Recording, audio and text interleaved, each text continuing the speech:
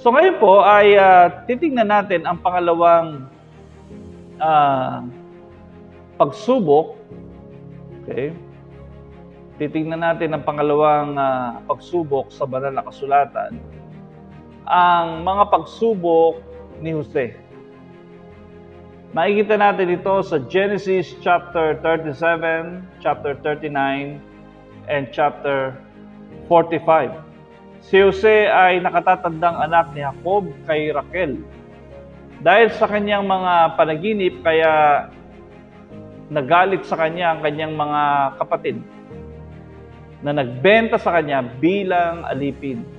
Sa kanyang paglilingkod sa bahay ni Potiphar, isang may katungkulan sa palasyo ni Paraon, si Jose ay nagustuhan ng kanyang amo.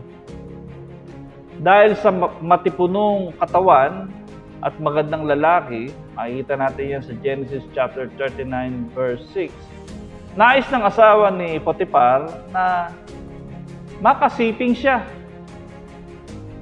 Ngunit paulit-ulit siyang tumanggi. Dumating ang panahon na minsan ang kanyang balabal ay nahablot sa pagpupumilit ng babae na sipingan siya. Ngunit nagmamadali siyang tumakbo dahil dito si Jose ay nabilanggo. Nang nasa bilangguan, kanyang ipinaliwanag ang kahulugan ng panaginip ng tagapangasiwa ng inumin at panadero ng hari ng Ehipto.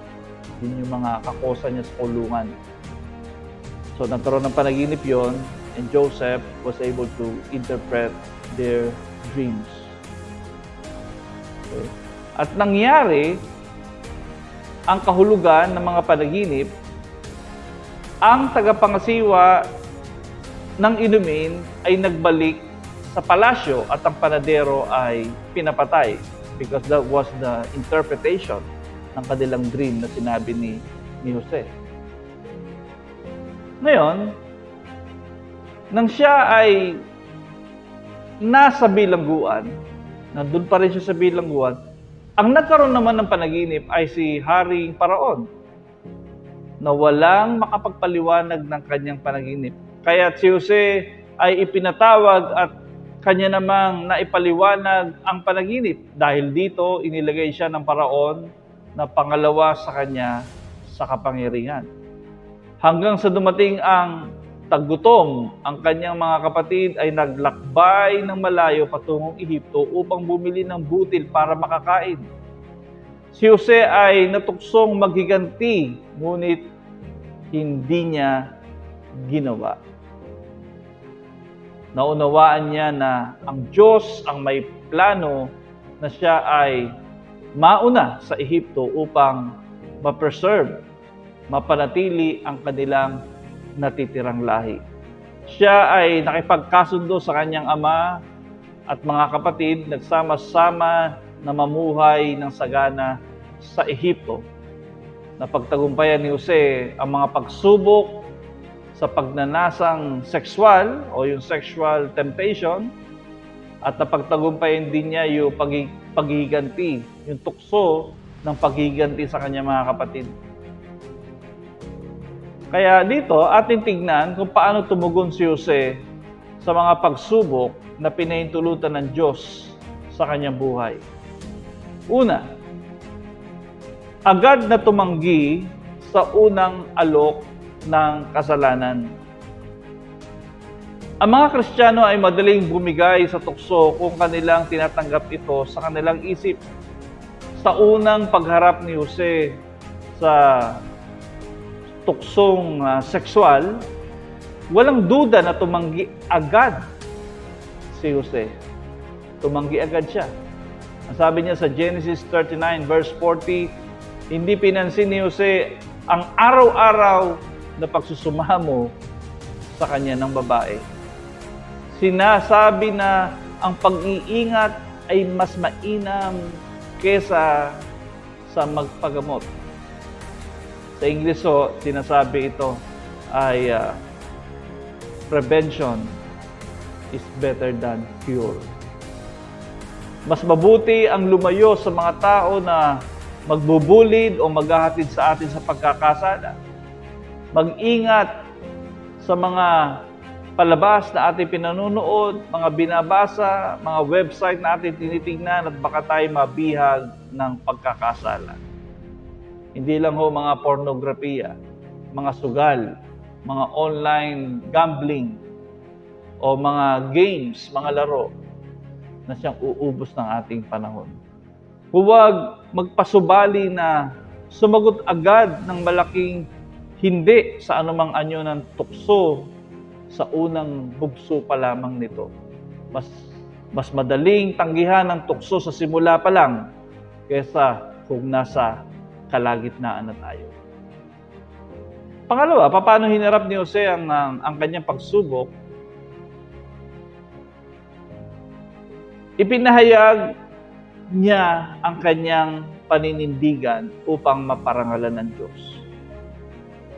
Ibig sabihin, kung sa atin po, ipahayag mo ang iyong paninindigan upang maparangalan ng Diyos. Yan ang nakikita nating isa sa susi upang magtagumpay sa tukso katulad ni Jose. Ayon sa Kawikaan, chapter 18, verse 21, ang buhay at kamatayan ay sa dila nakasalalay, makikinabang ng bunga nito ang dito'y nagmamahal. Sa harap ng tukso, ipinahayag ni Jose ang kanyang paninindigan upang ang tukso ay hindi na makaporma pa sa kanyang isipan. Ang sabi ng Genesis 39 verse 7 to 9, dumating ang panahong kinuhumalingan siya ng asawa ni Potiphar. Sinabi nito, sipingan mo ako. Verse 8, tumanggi si Jose at ang sabi, panatagpo ang kalooban ng aking Panginoon sapagkat ako'y narito, ginawa niya akong katiwala. At ipinababahala niya sa akin ang lahat sa bahay na ito, maliban sa inyo na kanyang asawa. Hindi ko po magagawa ang ganyang kataksilan at pagkakasala sa Diyos. Ngayon, ito po ay aking karanasan. Nung ako'y nagtatrabaho pa noon sa isang opisina, tinanong ako ng isang dalaga kung ako'y binata pa o hindi na. Tinignan ko siya ng diretso at sinabi ko sa kanya, ako'y masaya nakasal na sa aking minamahal na asawa. Natutunan ko na ang pagpapahayag ng katotohanan at pagiging matibay upang tanggihan ang tukso sa unang bugso pa lamang nito. Kapag tinutukso ka, kapatid, ipahayag ang iyong paninindigan upang maparangalan ng Diyos na siyang nagpapatatag ng iyong pananampalataya at maging kakaiba ka sa karamihan. Ano pa ang ginawa ni Jose? Tumakbo kung kinakailangan. Tumakbo kung kinakailangan. Nang si Jose ay naharap sa isang mapang-akit na tukso, sa desperadong pagnanasa ng asawa ni Potiphar sa kanya, ay nahawakan ng kanyang balabal at walang salita na tumakbo palabas ng bahay. Ang sabi ron, walang ano-ano'y hinawakan siya ng babae at sinabi, halika't sipingan mo ako, patakbong lumabas. Si Jose, subalit nakakuha ng babae ang kanyang balabal. Makikita natin yan sa Genesis chapter 39 verse 12. So dito ho ay makikita natin na lumayo, ang paglayo sa tukso ang siyang pinakamainam. May mga tukso na hindi natin kinakailangang harapin. May mga tukso na ang tamang pagtugon ay ang pagtakas, paglayo o pag-alis. Huwag na nating harapin pa. Let's run away just like what Joseph did. Si Jose ay lumayo sa asawa ng kanyang amo na siyang pinagmulan ng tukso. Tayo ay napapalapit na gumawa ng kasalanan kung mabigo tayong ilayo ang ating mga sarili sa lugar, mga tao, mga libangan at iba pang mga bagay na nagbabanta na sumira sa ating kaugnayan sa Diyos. Sa madaling sabi, kung alam mo may tukso na, huwag mong ilapit ang sarili mo. Kung alam mo matutukso ka, kung alam mo may hikayat ka, kung alam mong ikaw ay matatangay sa hindi maganda, huwag mo nang puntahan, layuan mo. Putulin mo na sa simula pa lang. Pangatlong tukso na maaari nating mabasa sa Biblia ay ang tukso ni David. Sa ating pong mga Biblia, makikita natin ito sa 2 Samuel chapter 11 and chapter 12. Nang panahon na iyon, ipinadala ni David ang kanyang buong hukbo sa digmaan at siya ay doon lamang sa palasyo na natili. Nang gabing siya ay bumangon sa kanyang higaan at naglakad-lakad sa bubungan ng palasyo, nakita niya ang isang magandang babae na naliligo. Ang pangalan ay Bathsheba. Nagkaroon siya ng interes dito kaya nagpadala siya ng tao upang makakuha ng impormasyon. Nangyari na sinipingan niya ang babae at nagplano na patayin ang asawa nito na si Urias.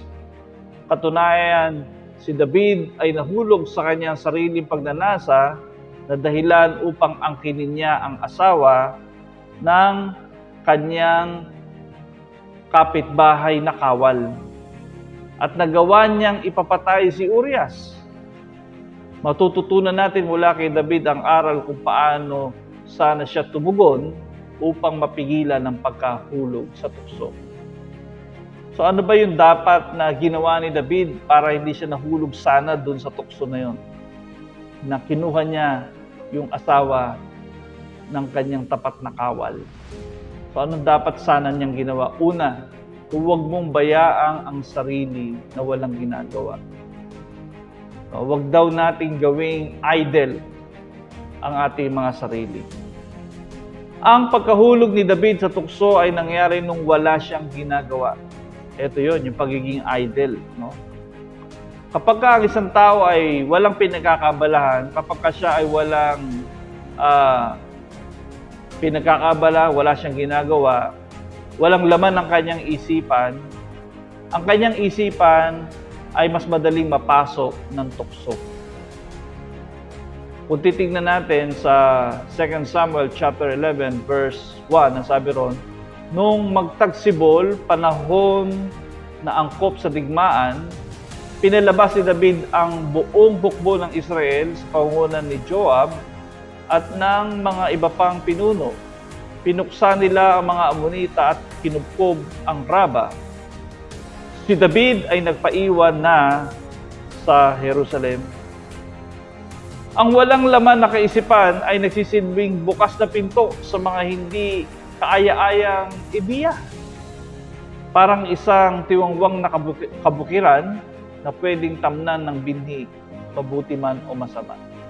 So dito ho, panahon ng digmaan, si David, dapat sana nandun siya kasama ng kanyang mga general na nakikipagdigma. Pero siya ay nanatili lang sa kanyang palasyo. Vacant ang kanyang isip, kaya madaling pinasok ng hindi magandang kaisipan. Madali siyang pinasok ng tukso yung kanyang isipan. Kung wala ka sa tamang pinagtutuunan ng pansin, baka sa mali ka nakatuon. Mula sa bubong, nang makita ni David si Bathsheba na naliligo, pagdakay, pinasok siya ng mahalay na kaisipan. Sinamantala niya ang kanyang kapangyarihan bilang hari, sinipingan niya si Bathsheba at pinagplanuhan niya kung paano papatayin si Urias na isa rin sa mga sundalo niya. Iniutos si David na ilagay si Urias sa unang hanay ng makikipaglaban upang madali siyang mapatay, at nangyari nga ito. Kapag nilagay ka sa front line, syempre ikaw ang unang mamamatay. Ang kanyang ginawa na hindi kalugod-lugod sa Diyos ay nagdulot ng maraming trahedya sa kanyang buhay at sa kanyang kaharian. Sa ngayon, tayo ay tuwang-tuwa kung wala tayong malinaw na direksyon sa buhay, walang hinahabol na pangarap, walang hamon na sinusuong. Itong tuwan-tuwa, yung iba ganyan, no? Tuwan-tuwa sila kapag hindi sila busy. Ang bakanting isip Ang bakanting buhay ay isang buhay na pwedeng panahanan ng mga bagay na hindi maganda. Katulad ng nakita natin dito sa pagkakataong ito sa buhay ni Haring David. Ito'y nangyayari kapag ang ating ginagawa ay walang kinalaman sa ating layunin at sa ating pagkatawag. Maaring abala ka sa mga bagay na walang kinalaman sa mga dapat mong gawin. Ito ay kung saan ang hindi masyadong mahalaga ay nagiging napakahalaga at ang dapat na mas mahalaga ay nagiging parang walang halaga. Ito yung tinatawag natin na majoring on the minor at yung minor ay ginagawa nating major sa buhay natin. Ito ang tukso na hinaharap natin sa araw-araw. Tayo natutuksong unahin ng mga panandaliang bagay ng mundong ito na lilipas at maglalaho kaysa sa mga bagay na mahalaga, hindi lamang sa buhay na ito, kundi maging sa ikalawang buhay. Upang makaiwas tayo sa pagkahulog sa tukso at magkaroon tayo ng tamang pananaw, sinabi ni Apostol Pablo sa Colosas 3:1-2, binuhay kayong muli kasama ni Kristo, kaya pag sumakita ninyo ang mga bagay na nasa langit na kinaroroonan ni Kristo na nakaupo sa kanan ng Diyos, isaisip ninyo ang mga bagay na panglangit, hindi ang mga bagay na panlupa. Ano pa ang dapat na ginawa ni Haring David? Huwag isip-isipin ang tukso. Don't rehearse the temptation.